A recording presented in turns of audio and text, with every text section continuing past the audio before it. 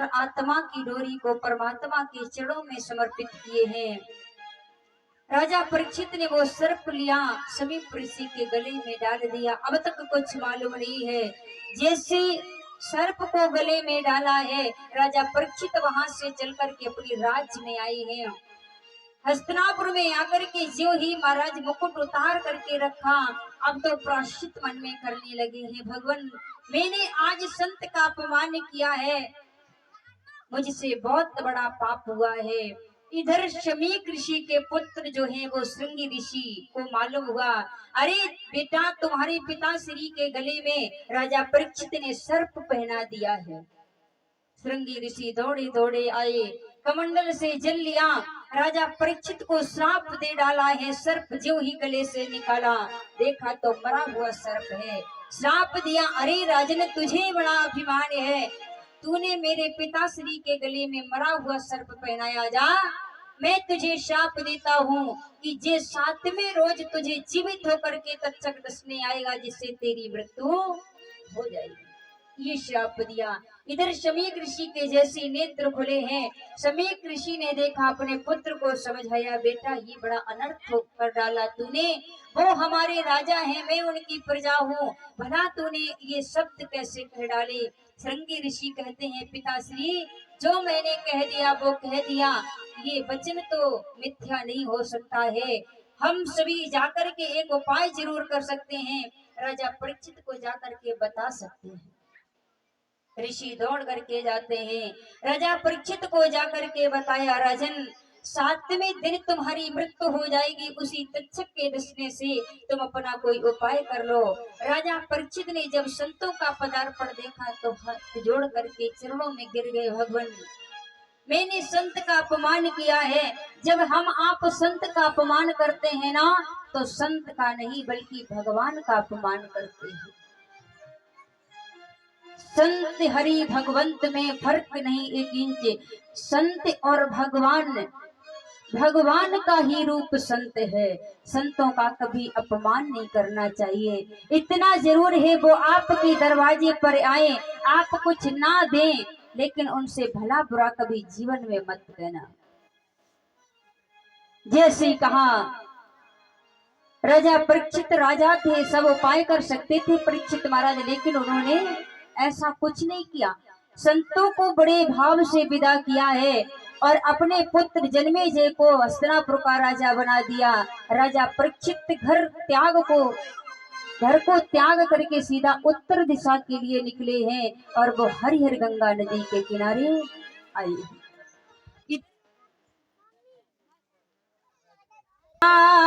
की तो महाराज इधर राजा परीक्षित जो ही हरिहर गंगा नदी के किनारे आए हैं, इधर 88,000 ऋषि एकत्र हुए। व्यासन श्री सुखदेव जी महाराज को मालूम हुआ कि राजा परीक्षित हरिहर गंगा नदी के किनारे आए हैं, जिनको श्रृंगी ऋषि का शाप है।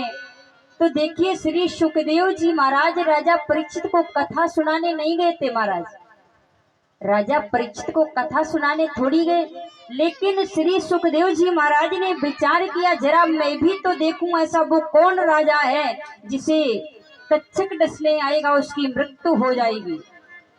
दर्शन करने के लिए गए हैं कौन? श्री सुखदेव जी महाराज। जैसे श्री सुखदेव जी महाराज का पदार्पण हुआ, आज 88,000 ऋषियों ने देखा। भृगुटी विशाल है, तिरछे नेत्र हैं, सारे बदन पर भस्म रमाए हैं, जूड़ा बना हुआ है, कांख में पोती को दबाए हैं और कमर में केले के पत्ते से कोपीन बांधे हैं। महाराज बड़ा अद्भुत रूप है। जैसे वो अद्भुत रूप संतों ने देखा जिनकी 10,000 वर्ष उम्र लंबी है, और जैसे वो नन्हे से आज श्री सुखदेव जी महाराज को देखा तो सभी ने उठकर के चरणों में प्रणाम किया। आइए प्रभु कैसे पदार्पण हुआ, हमारा तो जीवन धन्य हो गया। और जवाब दिया है, आज ऋषियों ने बड़े सुंदर आसन पर बिठाया, प्रार्थना करने लगे हैं, भगवान आइए आप विराजमान हुए।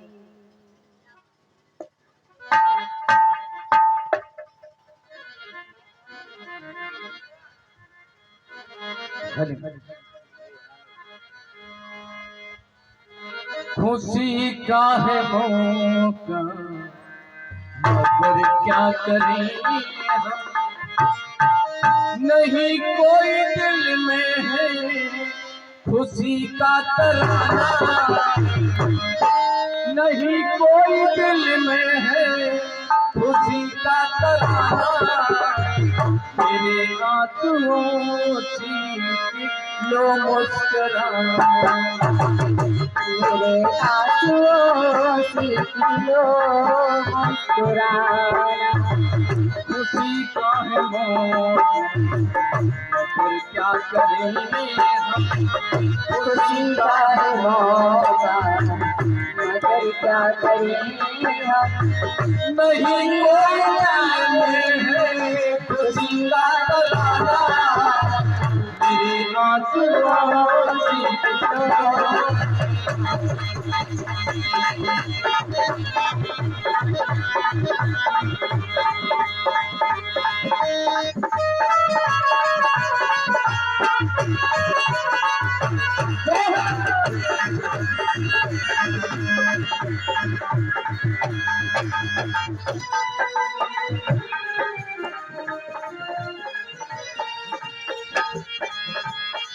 खुशी का है मौका मगर क्या करें हम, नहीं कोई दिल में है खुशी का तराना, मेरे आंसुओं से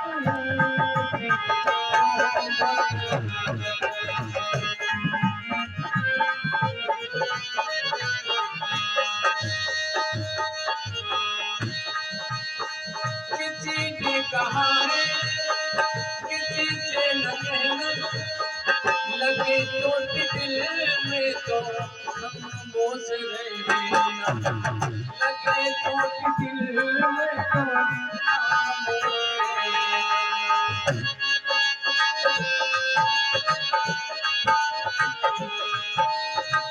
नहीं कोई दिल में है खुशी का तराना, नहीं कोई दिल में है खुशी का तराना, मेरे आंसुओं से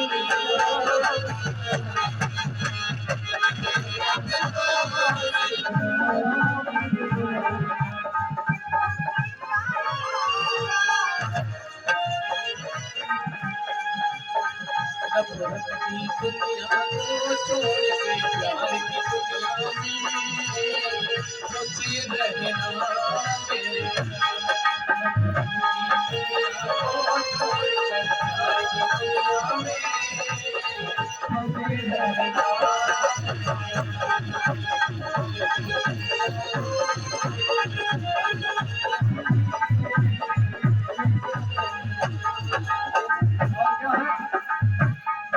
इस काम से बता दे हम सबको बुलाया है, इस काम से बता दे हम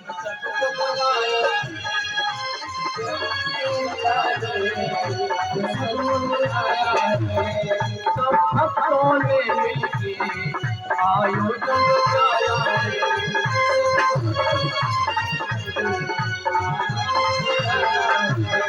सब भक्तों ने मिलके आयोजन किया है,